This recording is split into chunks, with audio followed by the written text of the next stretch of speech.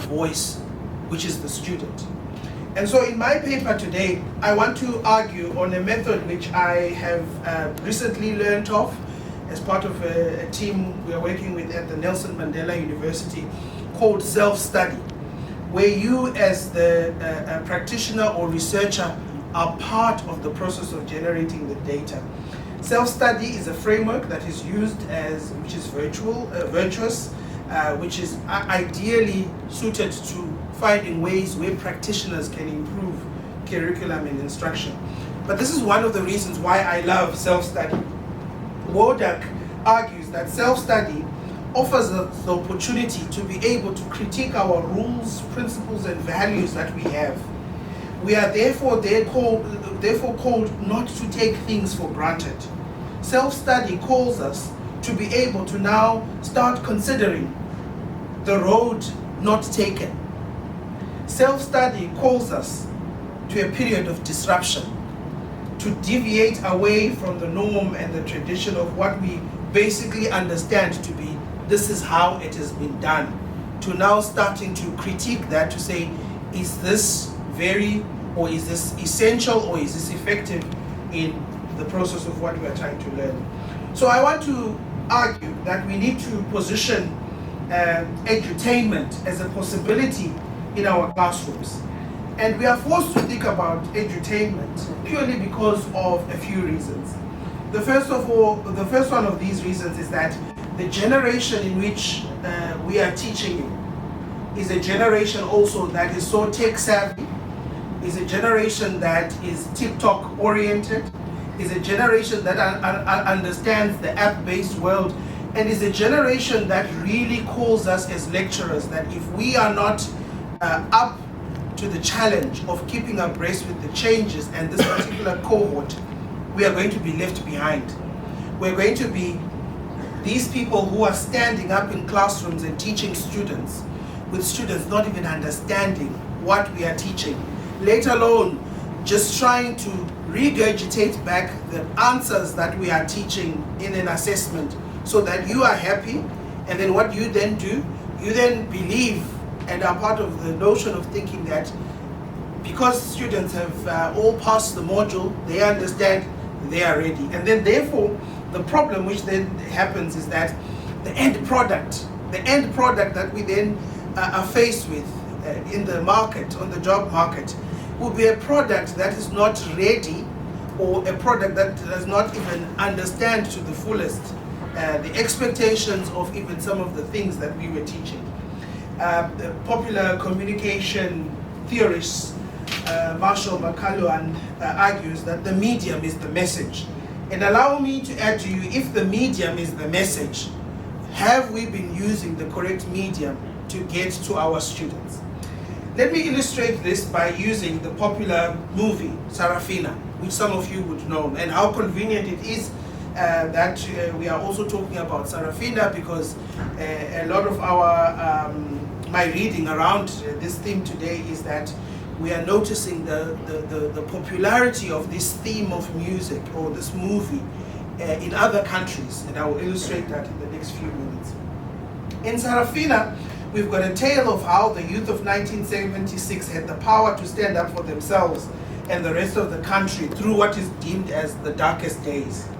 And in so doing, the lead actress Leleti Kumalo plays the role of Sarafina, a schoolgirl who's living in the apartheid era, who dreams for freedom of her country. And the theme of freedom is also a theme that I think, as a lecturer, as a researcher, and as a writer in the contemporary age, I am dreaming for the freedom that also we will experience in terms of the methods of how we are teaching our students.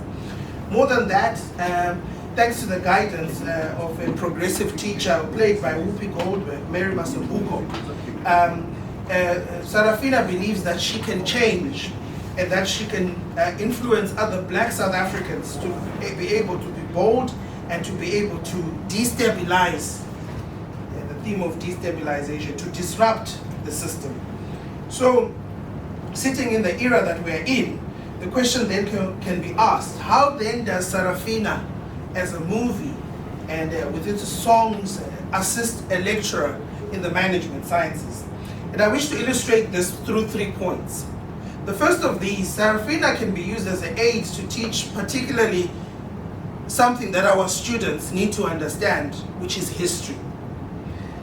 However you frame it, modern day South Africa has been framed with a lot of talk around transformation, equity, broad-based black economic empowerment. Now for a student who's walking into your classroom who was born in the 2000 period, these themes can have a little or no effect or understanding around them. And so what we would need is some form of a tool that would assist in depicting this. And the foreground is really the story of struggle. In Sarafina, struggle is portrayed in how a journey of black people and how they navigate through a system of oppression. And this is a modern replay. So you'd often have privilege speaking to say, we don't need broad-based black economic empowerment. We don't need transformation efforts. And we must therefore present opportunities for our students to be able to critique these views. And here is a beautiful teaching aid to allow for this level of critique. Students therefore can be made aware of this history, a history which can be deemed as painful for some, but filled with privilege for some. And this is important, particularly in the management sciences, where we need to also be framing a reality which allows us to be able to tell a balanced story to our students. You could even put in an assignment question or an assignment discussion. I've done so below. How does history shape management and economic systems? And why is there a need to be mindful of history in our shaping of the future within the management practices?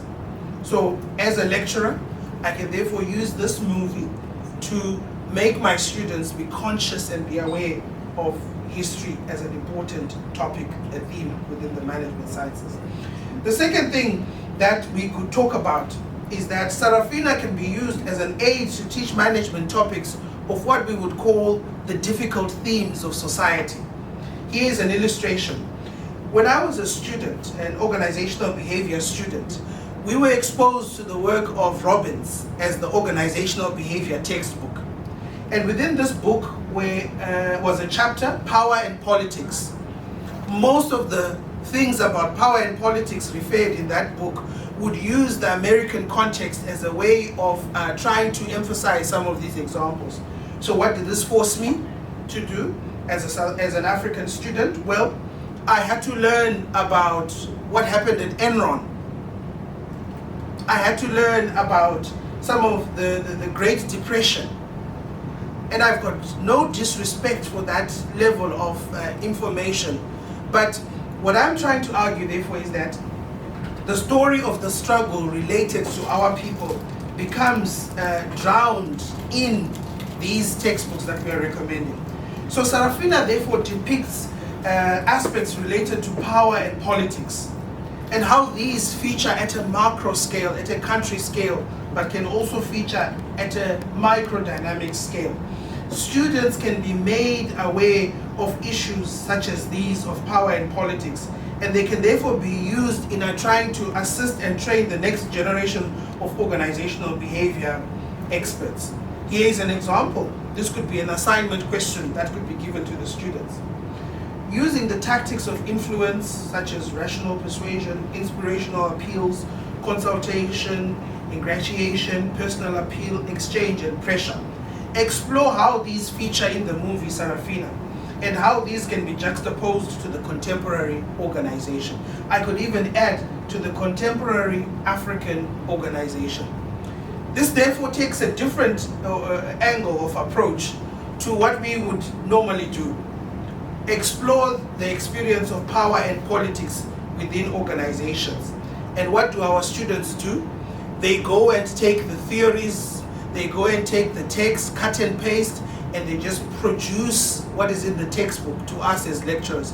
And our response is to say, the level of reproduction of this text therefore makes this student comprehend, or the perception that they've comprehended more than the other students. And we need a rethink of that. Finally, Sarafina can also be used to assist students in adopting transformative behaviors. What a lecturer here could do is that in the closing scene of the movie, Sarafina feels guilty for being where the policeman was burnt. From the torture that she went through while in jail, she realizes an important point, that violence is not the answer. She also realizes that by having this gun, she is putting herself and her family in jeopardy. So what does she do? She takes the gun and she throws it away. Lecturers can use this as a way of trying to bring out transformative behavior or transformative teachings to students. Take, for instance, within the same organizational behavior text by Robbins is a chapter on violence. We need to move students to understand the challenges of disruptive actions to actions that are constructive and help build behavior. So Sarafina has themes of violence, but these are not what the movie is about. At the background to the themes of these violence are cries of the necessity to transform society and change society. So what is symbolic therefore about Sarafina, in Sarafina throwing away Miss Masambuka's gun at the end of the movie, that can be used as an action to try and assist students to understand transformative behaviors. We could go further, colleagues. We could use each of the characters in the movies, from Constable Sabela to using even characters that are in the movie, and try to show that how these can also feature as leadership traits within people. We could use quotes in the movie. We could use the very soundtrack of Sarafina as part of our classroom teaching. We could even use role play and critique. Nothing is stopping us from actually incorporating some of these methods to try and help our students.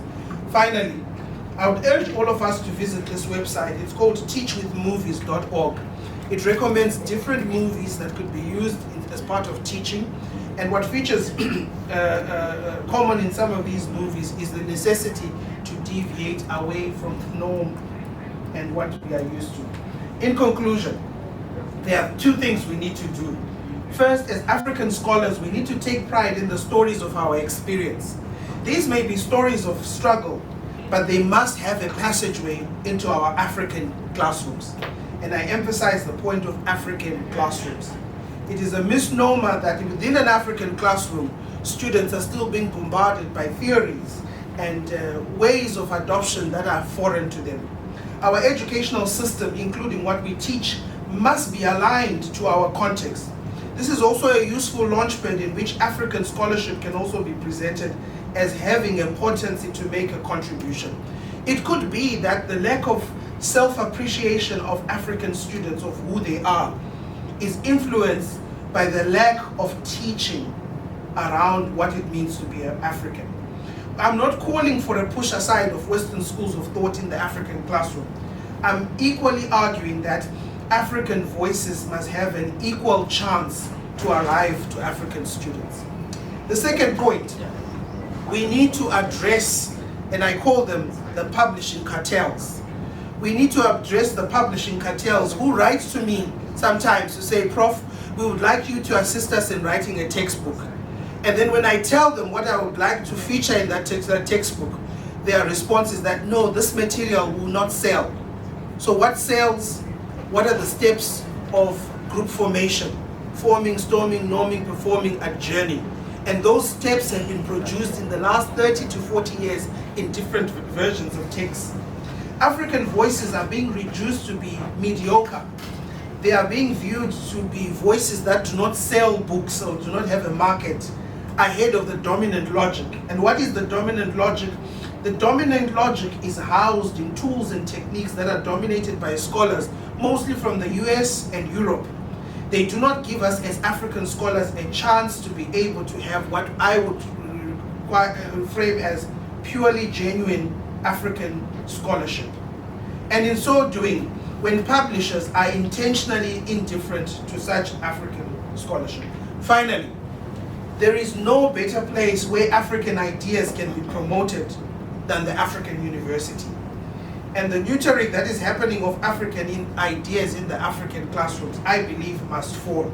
And the privilege that we have as scholars is to then ask the question, why are we not adopting tools and techniques that we know of, that our students can relate with in teaching the very same principles we would like to be teaching. Thank you.